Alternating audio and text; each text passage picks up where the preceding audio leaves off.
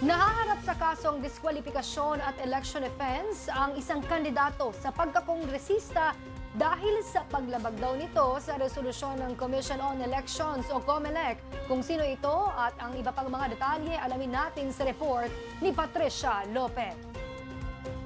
Sinampahan na ng disqualification case ng Task Force SAFE ng Commission on Elections si Pasig City 2nd District Congressional Candidate Attorney Christian Sia ngayong araw sa Clerk of Commission.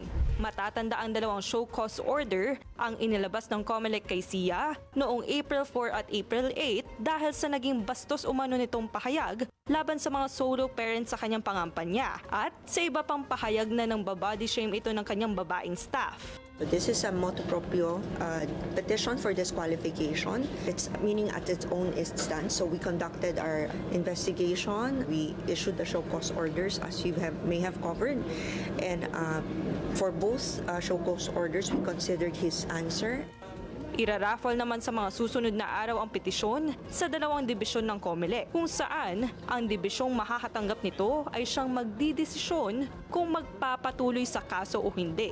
Sumunod po sa lahat ng COMELEC rules and regulations, sumunod sa election laws dahil kita niyo naman po ang mangyayari. Kung hindi ko po kayo masasampahan ng petition for disqualification, ay maari pa po itong manganak at magtuloy sa pagsasampa ng kasong kriminal, election offense, kasong kriminal na maari magdulot ng inyong pagkakakulong bukod pa sa perpetual disqualification, bukod pa sa pagkakatanggal ng karapatang bumoto. Ayon sa COMELEC, posible pa raw silang magsampa ng petisyon sa iba pang mga kandidato na lumalabag sa kanilang election guidelines. Samantala, pinaalalahanan din ng poll body ang mga kandidato na bawal ang anumang uri ng pangampanya, ito man ay personal o sa online, ngayong Huwebes Santo at Biyernes Santo.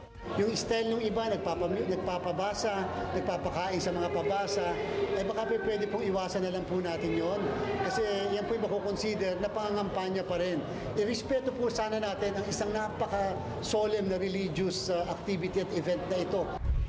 Papayagan na lamang muli ang pangampanya sa Sabado de Gloria at Linggo ng Pagkabuhay. Ang lahat naman ng mga kandidatong hindi susunod dito ay maaaring mapatawa ng election offense at madiskwalipika sa paparating na halalan.